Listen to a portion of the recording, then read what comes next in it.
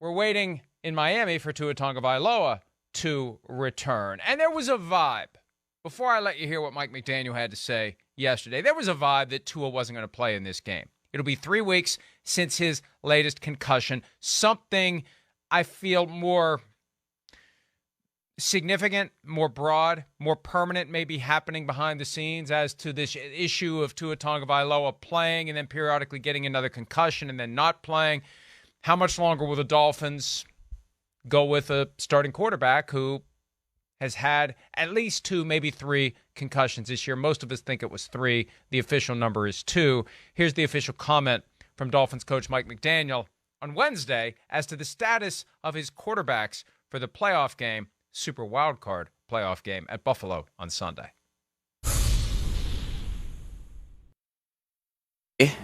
Tua has not been cleared by doctors to resume football activities on the field with his teammates. So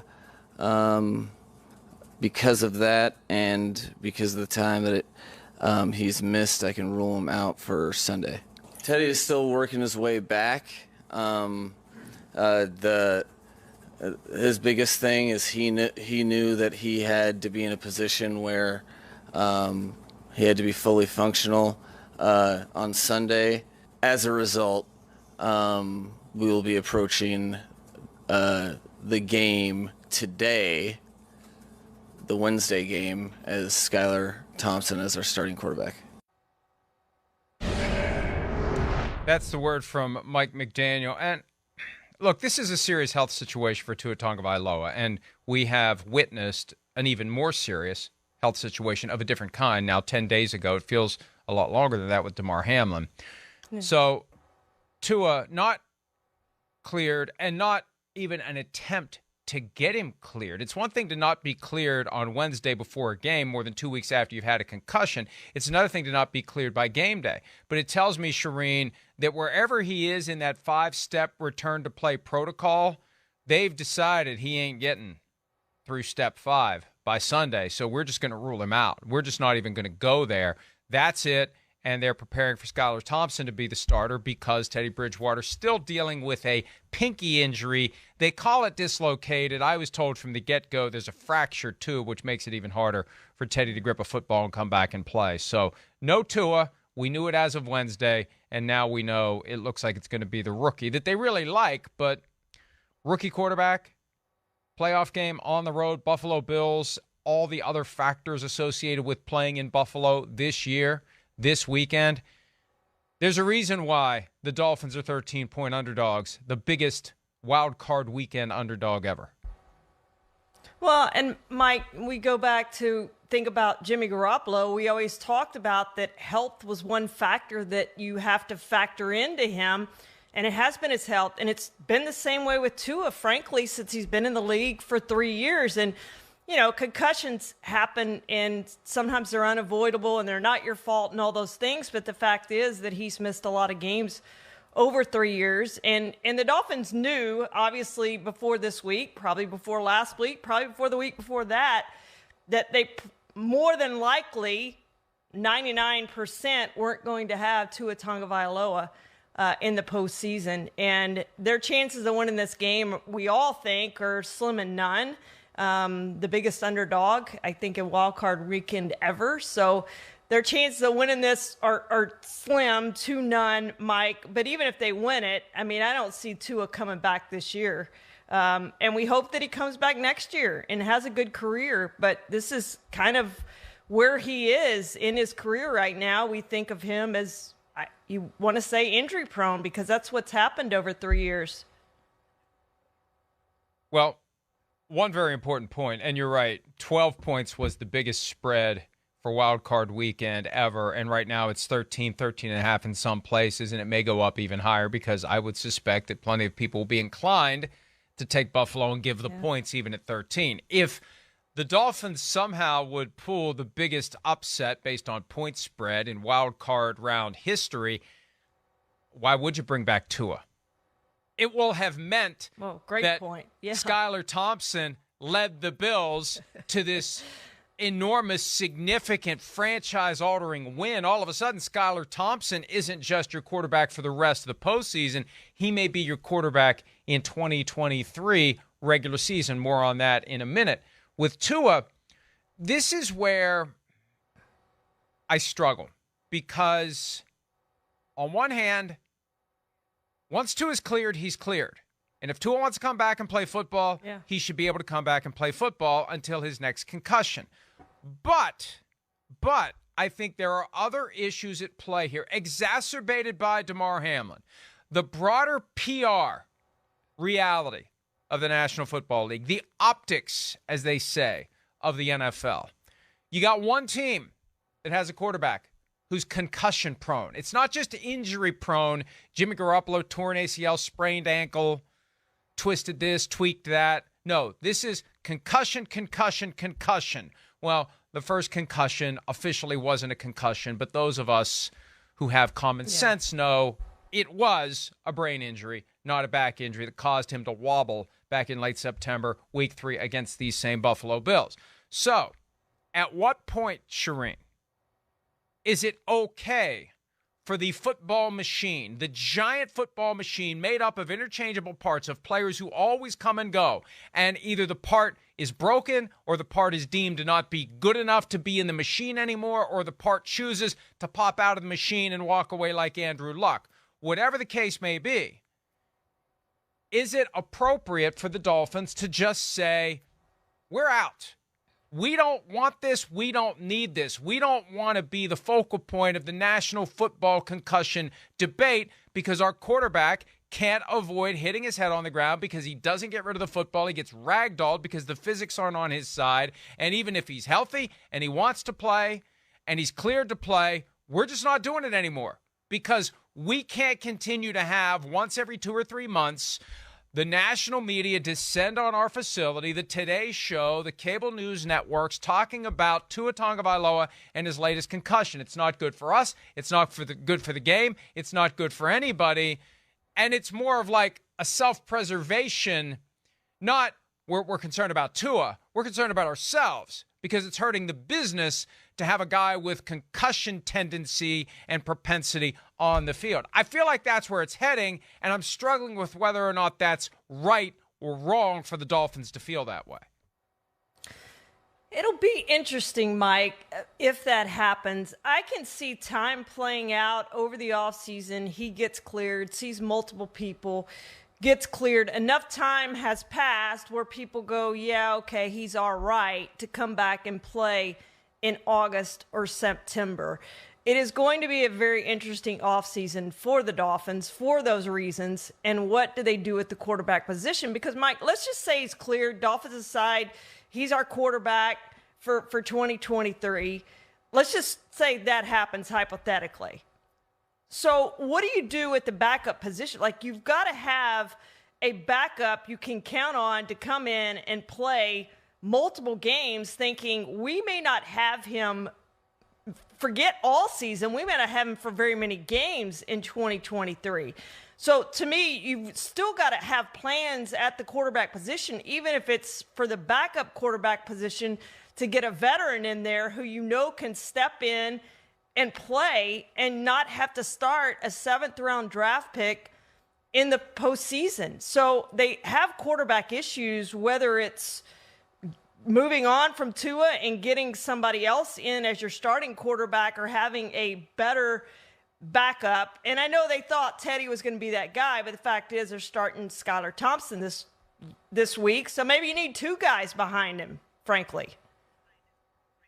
Well, you need a backup who can stay healthy. That's part of the other problem for the Dolphins. Teddy Bridgewater, when he's played this year, has gotten himself banged up. Now, there was that one game against the Jets where he made the quick exit with the I think, overly cautious spotter decision to remove Teddy Bridgewater based upon an appearance of ataxia. That's the new buzzword for what behavior is demonstrated to cause a guy to not just get a concussion evaluation, but to be shut down for the rest of the day. But the finger, I mean, look, you got to have durable quarterbacks. And we're going to talk about one here in a minute who has shown that he is incredibly durable over many years, more than 20 at this point.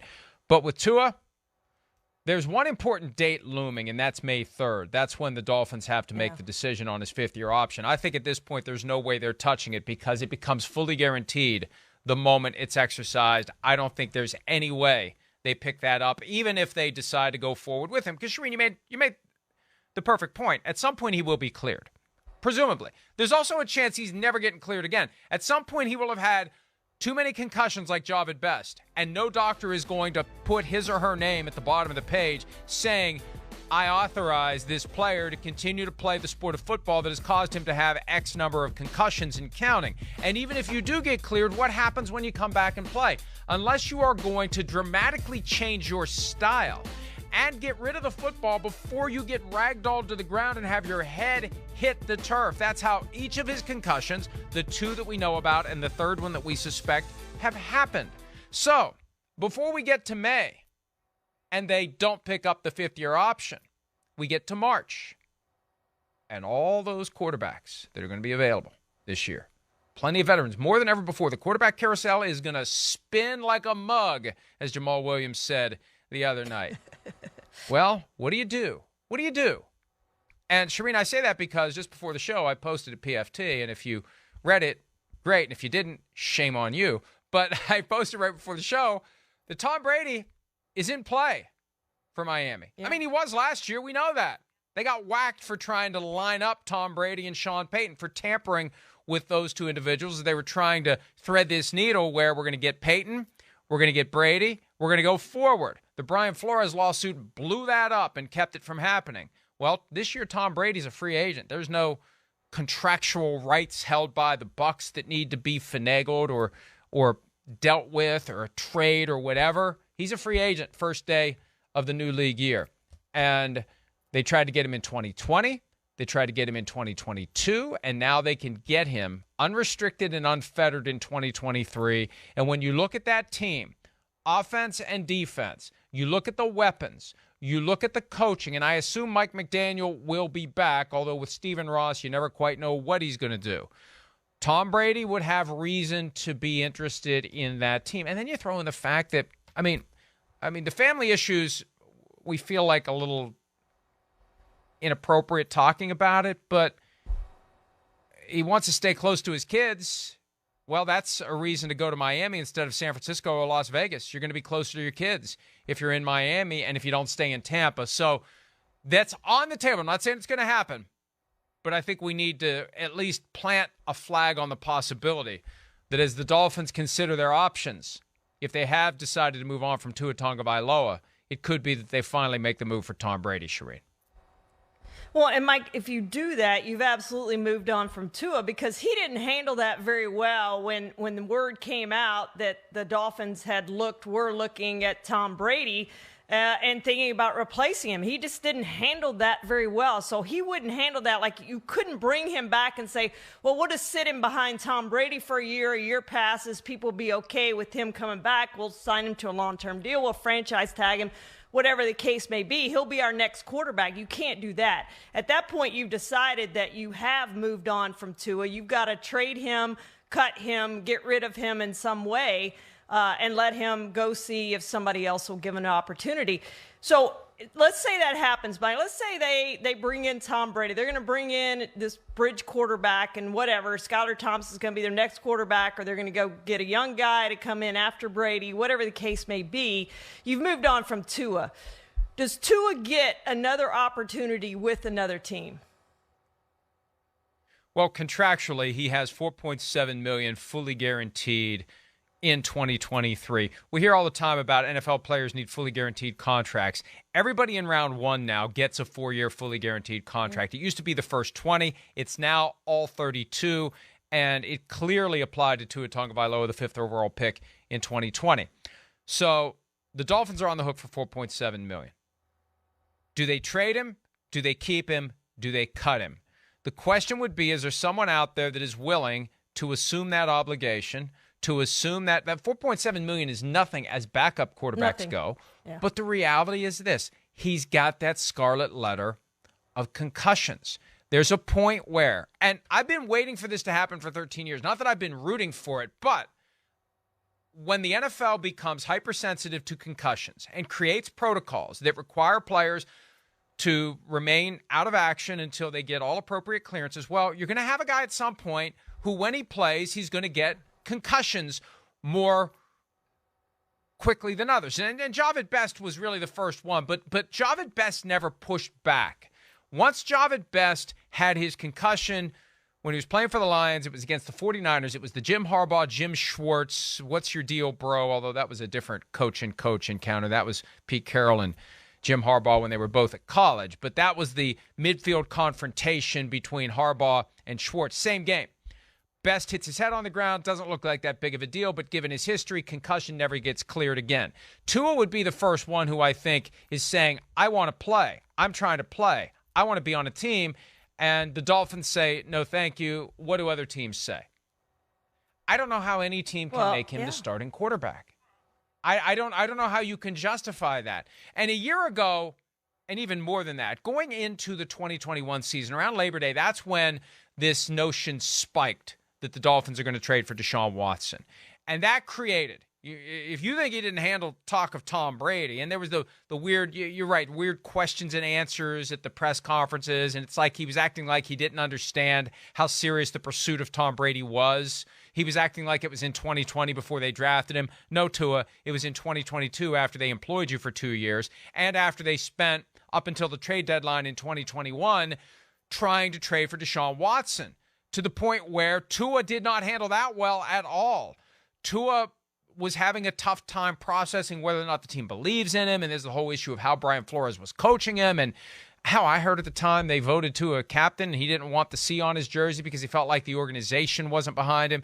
This all bubbles up again, and it's not because of performance. Before it was because of performance, now it's because of this chronic concussion issue. And it's a shame, but it's no different than a guy not being fast enough, big enough, strong enough, can't jump high enough, doesn't have ball skills, can't block properly. Whatever it is that makes a guy not qualified to play in the NFL, this is just another category. Too many head injuries, and the player isn't good enough to overcome the issue. If it was Josh Allen or Patrick Mahomes, you find a way to deal with it. When you're not at that cut of the best, and you've got this constant cloud that becomes a big deal for the NFL, a big deal for the Dolphins, it becomes national news, a national conversation. We can't do that. We just can't do it anymore. And it's something that doesn't even have to be spoken. It's just one of those things where people just kind of nod and they know it's time to activate we have a guy here that we just can't keep on the team. We can't do it anymore. And I don't think any other team is going to come to that same conclusion. It's kind of like, it's similar but different to what happened to Colin Kaepernick. There's going to be either a collective or coincidental decision made by all the teams that we can't have this guy in the NFL anymore. Because when he plays, we have to hold our breath and sit on the edge of our seat that he's going to have a concussion, and that's going to lead the morning shows on ABC, CBS, and NBC the next day. We don't want that kind of attention on our sport, and we don't want parents out there fretting about not letting their kids play. And I think that's the real analysis, unspoken by the team. They're not going to come out and say this is why they did it. They're going to say it's in the best interest of Tua. I think they're thinking in their own best interest, and that's why I think, Charean, we've kind of worked this through. I don't think he's going to be on the Dolphins next year. I think there's a good chance he's not going to be on any team next year. I think he is on the Dolphins next year because I do think time passes, people forget or don't think about it as much as it's in their memory right now. And I think by the time September comes around, I think it's a new season and people have kind of, I don't want to say moved on because nobody forgets about those concussions that he had, but they're far enough in the past, I think, that it's not an issue until he has another one. Now, is he going to have another one? I don't know, but the way he's hit his head on the field, the 3 times it's happened this year, I certainly would be concerned about that, more than concerned about that. So, you know, it's unfortunate for him and unfortunate for the Dolphins, Mike, because he was having an MVP caliber year. And at midseason, we were talking about the Dolphins as one of the best teams. I don't know how high they got up in your power rankings, but I know they were in the top 5. And we were talking about them as a potential. How dare you? Yes. How high did they get? How high were they in your power rankings? I don't know either. I don't know. Those things are meaningless. I appreciate you mentioning them, but I don't know. But they were high up, and we all thought they had a chance at the Super Bowl. We all thought after they beat the Bills, they had a chance to win the division. They were in first place in the division. And then Tua's concussion started, and that's when the downhill came on. Now, the 49ers obviously have had quarterbacks behind Trey Lance who could play, who have stepped in with 3 quarterbacks. They had a good enough team. But I know the Dolphins feel like they have a good enough team that if they had the quarterback, they would be in contention right now for the Super Bowl. So that, to me, is a question they have to ask themselves, is the quarterback is the reason now that we're not going to go win a Super Bowl in the postseason. We feel like we have the rest of the team to do that. What is our best answer at the quarterback position? If Tua can stay healthy, I think they can do it with Tua. But to me, that's just a huge question mark. He can't. And even if you do, again, you've got to have 1 or 2 guys behind him who can play. But yeah, I get your point, Mike, that it becomes a point when you just feel like he's going to have another one. Bottom line, Charean, this is an ownership decision, and I believe, I don't know, but I believe ownership has already made the decision. Ownership had made the decision last year to move on from Tua. And this year, hey, he played well enough to be our guy, but he didn't play often enough, and now we have to deal with all this concussion stuff, and I don't need that. I don't want that. That's not good for me. That's not good for the sport. It's time to finally move on from this guy and trust the fact that he played so well because he benefits from Tyreek Hill, Jalen Waddle, Raheem Mostert, Jeff Wilson Jr., good offensive line, brilliant coach who knows how to make the most out of the guys he has. And if we could be as good as we were with Tua, think of how much better we'd be with Tommy. I think that's the analysis. That's why I don't think, I mean, we can make I hate to make a wager on something like this because it involves someone's health, but you say you think he'll be there. I say I think he won't be, and I think it's an ownership decision that's already been made. Hi, it's Mike Florio. Thanks for watching PFT on YouTube. Hit subscribe for the latest news and analysis from Pro Football Talk.